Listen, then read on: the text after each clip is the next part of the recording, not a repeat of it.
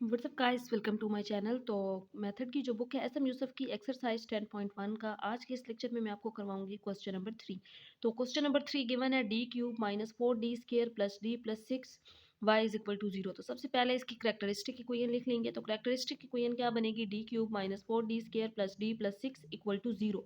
अब इससे प्रीवियस जो हमने दो क्वेश्चंस किए हैं उनमें क्वाड्रेटिक इक्वेशन थी, या हमने उसके क्वाड्रेटिक फैक्टर्स वो फार्मूला यूज़ कर लिया था या क्वाड्रेटिक फैक्टर्स बना लिए थे। तो अब यहाँ पे डी क्यूब फॉर्म में है, फिर डी स्क्वायर, फिर डी प्लस 6 है।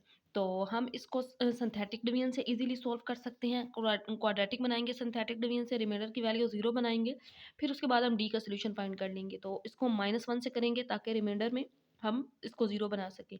तो 1 एज इट इज़, -1 को 1 से मल्टीप्लाई करेंगे, -1 और -4 -5 को -1 से मल्टीप्लाई करेंगे तो +5 आ जाएगा, 5 और 1 6।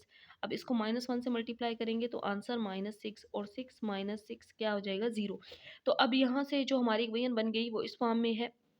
अब यहाँ पे d+1, क्योंकि ये जो -1 सोल्यूशन बनता है, अगर इक्वल दूसरी साइड पे ले जाएं तो d इज इक्वल टू -1 आता है। तो d+1 और d square -5d plus 6 is equal to 0। तो अब इसको हम सोल्व करके डी की वैल्यू फाइंड कर लेंगे। तो यहाँ से डी की एक वैल्यू आ गई -1, ये वाली।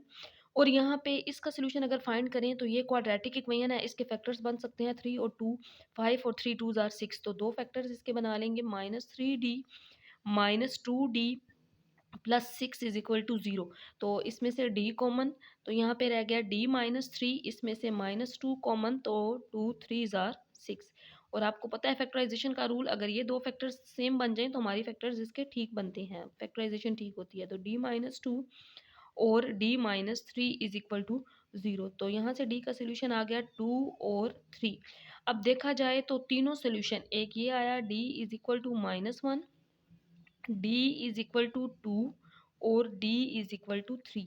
तीनों जो है सोल्यूशन रियल है और डिस्टिंक्ट है। तो roots are real and distinct. तो जनरल सोल्यूशन क्या होता है इसका, ये मैं यहाँ पे लिखती हूँ, roots are real and distinct. तो रूट्स अगर रियल और डिस्टिंक्ट हों तो इसका जनरल सोल्यूशन ये आपने याद रखना है। ये चारों केस हैं, इतने मुश्किल नहीं है। इसमें 4 केस आते हैं जब रूट्स रिपीट हो रहे हो, रूट्स रियल हो, डिस्टिंक्ट हो, इक्वल हो, तो इनका जनरल सोल्यूशन क्या होता है, जस्ट उसमें वैल्यू पुट करनी होती है, बाकी सिंप्लीफाई करने के बाद। तो बड़ा ईज़ी सा ये मेथड है। अब इसमें आपने रूट्स रियल और डिस्टिंक्ट हों तो ये वाला जनरल सॉल्यूशन याद रख कर लेना है, c1 e power m1x, c2 e power m2x, c3 e power m3x plus up to so on जितनी वैल्यूज हों cn e पावर mnx। तो तीन सॉल्यूशन है हमारे पास, m1 m2 m3 का, मतलब d1 d2 d3 का। तो जस्ट इसमें सिंपली हम पुट कर देंगे c1 e पावर, d1 की वैल्यू माइनस है तो यहाँ पे -1 और साथ x आ जाएगा, प्लस c2 e की पावर m2। तो d का सेकंड जो सोल्यूशन है ये 2 है, तो यहाँ पे हम पुट कर देंगे 2x। और फिर तीसरा जो सोल्यूशन है c3, इसमें हम पुट करेंगे c3 और e की पावर m3। तो सोल्यूशन जो हमारा d का है वो 3 है, तो यहाँ पे आ जाएगा 3x। तो ये इसका आंसर होगा। जब रूट्स रियल हों और डिस्टिंक्ट हों, मतलब डिफरेंट हों, डी की सारी वैल्यू डिफरेंट हो, तो इसका जनरल सोल्यूशन ये है। तो जनरल सोल्यूशन में लास्ट में जस्ट हमने वैल्यूज पुट कर दी हैं। तो नेक्स्ट लेक्चर में करेंगे इसका क्वेश्चन नंबर 4।